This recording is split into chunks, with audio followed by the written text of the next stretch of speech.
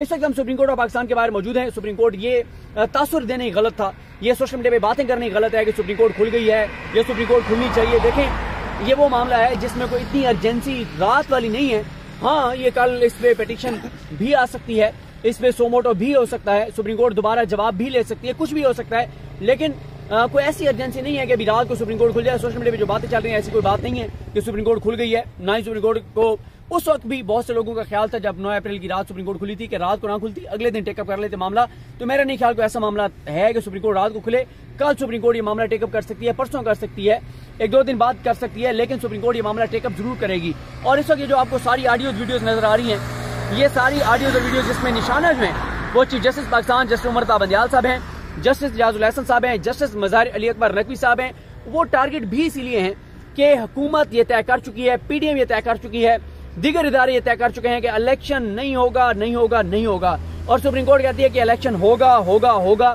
तो इस सारी लड़ाई में सुप्रीम कोर्ट टारगेट पर है, ये मौजूद जजेस टारगेट पर हैं, और कोशिश की जा रही है कि इन जजेस को टारगेट किया जाए, निशाना बनाया जाए, इनको ब्लैकमेल किया जाए और अदलिया को कमजोर किया जाए, अदलिया को अंदर से डिवाइड किया जाए। कुछ जजेस की तारीफें की जाए, कुछ पे हमले किए जाए और डिवाइड करके अदलिया को और अपना पर्पस जो है वो हासिल किया जाए कि आइन के मुताबिक जो इलेक्शन होने वो इलेक्शन ना हो।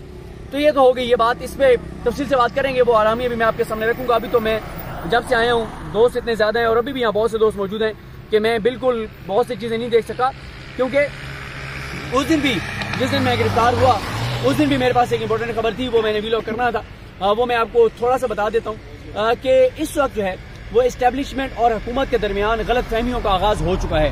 हुकूमत को ये लगता है कि एस्टेब्लिशमेंट जो है वो डबल गेम कर रही है हमारे साथ। हुकूमत को ये लगता है कि एस्टेब्लिशमेंट आप इमरान खान को फैसिलिटेट कर रही है, हालांकि मैं बिल्कुल ऐसा नहीं समझता। हुकूमत को ये लगता है कि जो 18 तारीख की जो समाअत थी उस पर इमरान खान अंदर पेश नहीं हो सके, तो उनको ये लगता है कि उसमें भी एस्टेब्लिशमेंट का हाथ है। जो 18 तारीख को 30 तारीख दी गई वो भी एस्टेब्लिशमेंट का हाथ है। जो जमान पार्क ऑपरेशन नाकाम हुआ उसमें भी एस्टेब्लिशमेंट का हाथ है। मैं हुकूमत की इस बात से इत्तेफाक नहीं करता, इस पर अलग से वीलॉग करेंगे कि गलतफहमियां क्या पैदा हो गई हैं। लेकिन ये जो सूरत हाल है, ये जो अभी आज इलेक्शन कमीशन ने इतनी रात देर से, 2 चीजें देर से ऐलान हुआ, एक जो चांद नजर आने का ऐलान देर से हुआ, आप सबको यकम रमजान मुबारक हो, और आज लाखों करोड़ों लोगों की तरावियां रह गई। बाद में मस्जिद में ऐलान होता रहा कि जी आए और तरावियां पढ़ लें, अब तरावियां पढ़ी जा रही क्योंकि बड़ा लेट जो है वो अनाउंस हुआ।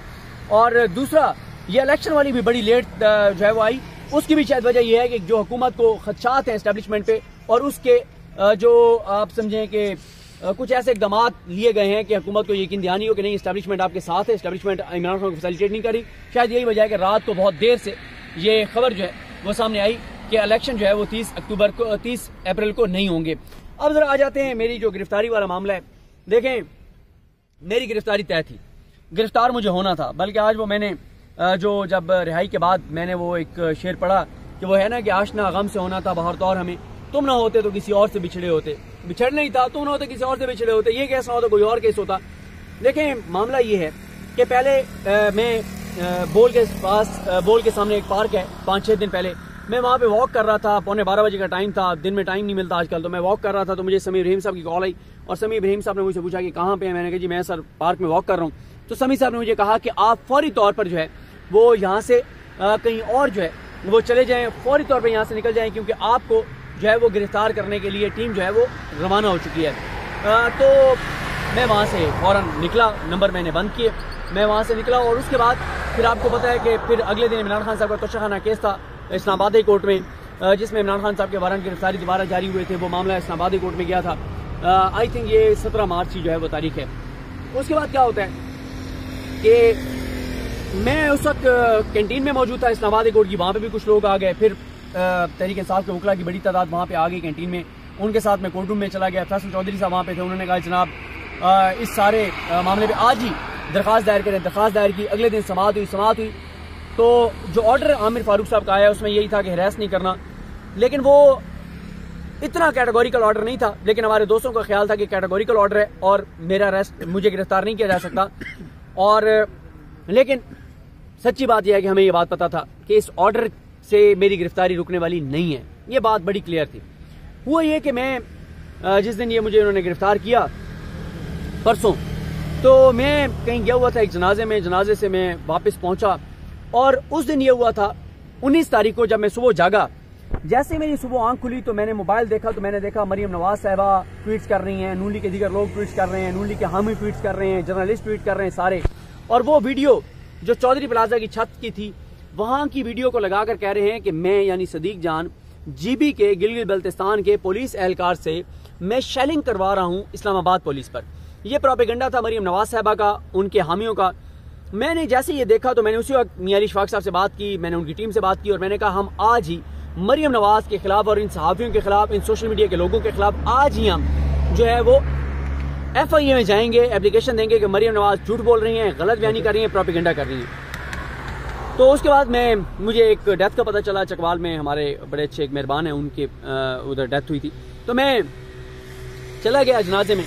जनाजे से मैं लेट हो गया, वापसी मैं ऑफिस पहुंचा 7:45 पर। मेरा प्रोग्राम 7 से 8 बजे होता है। मैं उसामा गाजी साहब, मुजम्मिल साहब हम प्रोग्राम करते हैं बोल TV पर सोमवार से जुमा। मैं आखिरी सेगमेंट में पहुंच गया और मैंने उस सेगमेंट में सारा बताया कि वो जो चौधरी प्लाजा के ऊपर छत की जो वीडियो जो वायरल हुई है, जिसमें मैं शाउट कर रहा हूं और पुलिस वाले को कह रहा हूं कि यार मत यहां से चैलेंज करो, ये मामला और माजरा क्या था। मामला और माजरा ये था कि पुलिस जो है जब वो पसपा हो गई, पुलिस बिल्कुल पीछे हट गई, हम भी पुलिस के साथ पीछे चलते गए। वो जो मैंने एक वीडियो की थी जिसमें मैंने बताया था कि क्या कुछ हुआ है मीडिया के कंटेनर से लेके और चौधरी प्लाजा तक, मैंने एक वीडियो की थी अपने यूट्यूब चैनल पे कि उस दिन हुआ क्या था 18 को। वो को 20 मिनट की वीडियो अगर आप देखेंगे तो आपको अंदाजा हो जाएगा। उसके बाद हुआ क्या, हुआ ये कि हम चौधरी प्लाजा की छत पर चढ़ गए, जहां कि आपने मेरी 1 घंटे और 17 मिनट की जो वीडियो देखी उसमें मैं दिखा रहा हूं सारा वो सीन। एक पुलिस वाले की हालत खराब हो गई, उसको सांस नहीं आ रहा था। तो हमने क्या किया कि हमने कुछ लोगों को कहा कि यार इस पुलिस वाले को ना ऊपर ले आए छत पे। उसको ऊपर ले आए, उसको वोमिटिंग हो रही है। वो भी ट्वीट जो है वो इदरीस चाचड़ साहब ने किया जो मेरे साथ गिरफ्तार हुए थे। इदरीस चाचड़ साहब ने ट्वीट किया और आई थिंक मुगीस साहब ने भी, मुगीस अली ने उसको रीट्वीट किया हुआ है या वायरल उसको ट्वीट किया हुआ है, जिसमें वो वोमिट कर रहा है पुलिस वाला, उसको सांस नहीं आ रहा।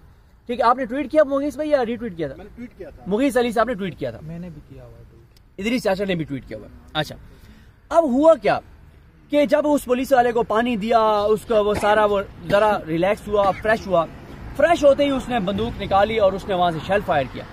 मैंने उस पुलिस वाले को ये कहा कि PTI के कारकुन जहां से शेल फायर होता है वहां पे स्पेसिफिक वहां पे पथराव करते हैं कि यहां से शेल फायर हो रहा है, आप यहां से शेल फायर कर रहे हो। एक तो वो हवा इस तरफ की है, हवा वापस आ रही है इस तरफ, शेल का वो आंसू गैस वापस आएगी। दूसरा, यहाँ पे अगर पथराव शुरू हो गया तो यहाँ पे कोई शेल्टर नहीं है, क्या करेंगे हम?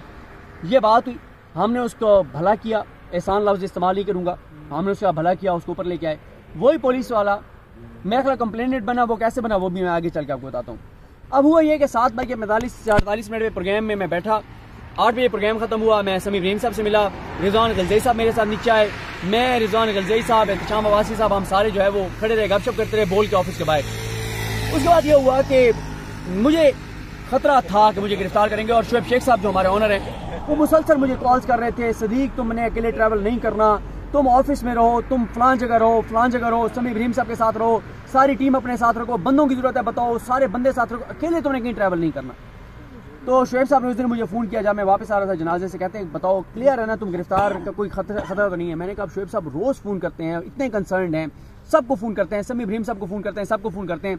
तो मैंने क्या किया, मैंने शुएब साहब को कह दिया, मैंने कहा सर तमाम वकला से बात हुई है, सब लोगों से बात हुई है, सर गिरफ्तारी के कोई चांसेस नहीं है। उनको मैंने बिल्कुल मुतमईन कर दिया शुएब साहब को, क्योंकि वो बहुत कंसर्न थे। मैंने उनको कह दिया अच्छा। अब मैं जब नीचे आया, ऑफिस के बाहर खड़ा था, मैं अपने ऑफिस में गया हूँ, नीचे गया तो वही जो मैं बात कर रहा हूँ कि वीडियो में बाद में करूँगा कि एस्टैब्लिशमेंट और हुकूमत के दरमियान गलतफहमियों का आगाज़ हो गया। वो मेरी किसी सोर्स से बात हुई, उसने मुझे इन्फॉर्मेशन दी। हुआ क्या कि मैंने कोई चीज़ बात करनी थी फवाद चौधरी साहब से। मैं अपने ऑफिस से निकला, बाहर खड़ा था और वहाँ भी एक वीलॉग करूँगा, यादगार जगह है वो, आप CCTV फुटेज भी आप देख चुके हैं। मेरा ऑफिस है, मैं अपने अलहम्द और एक और अल साले फार्मेसी है, वहाँ से मैं ऑफिस के बाहर खड़ा था। तो मैंने फवाद चौधरी साहब को कॉल की, मैंने कुछ ऐसी बात करनी थी कि मेरे साथ जो दोस्त खड़े थे, मैंने कहा ये ना सुने। तो मैं बात करते हुए जो है वो वहाँ से फवाद साहब से बात करने के लिए मैं थोड़ा सा आगे गया। जब मैं यूँ आगे गया तो ये इस साइड पे पार्क, इस साइड पे गाड़ी खड़ी थी, तो मेरी ऐसे जरा मैंने ऊपर देखा, मैं नीचे यूँ फोन कर रहा था, मैंने जब ऐसे मेरे ऊपर नजर पड़ी तो मुझे बहुत से लोग नजर आए पार्क के अंदर, पार्क की परली साइड पे लोग नजर आए। और आखिरी जो मेरी नजर पड़ी, 3 लोग खड़े थे जो मुझे देख के, और एक ने मोबाइल कान के साथ लगाया हुआ था, एक ने मास्क लगाया हुआ था। मुझे पता चल गया कि ये मुझे ही ले जाने के लिए तमाम किया गया। मैं थोड़े से पीछे आया और मैंने आके अली शेर साहब और एमबी सोमरो साहब थे, मैंने उन्हें कहा आपने फ़ौरन नहीं देखना, लेकिन पीछे जो है वो फील्डिंग सेट है और ये जो है वो मुझे गिरफ्तार करने के लिए आए हुए हैं। और मैंने कहा कि अच्छा हम डिस्कशन करने लग गए।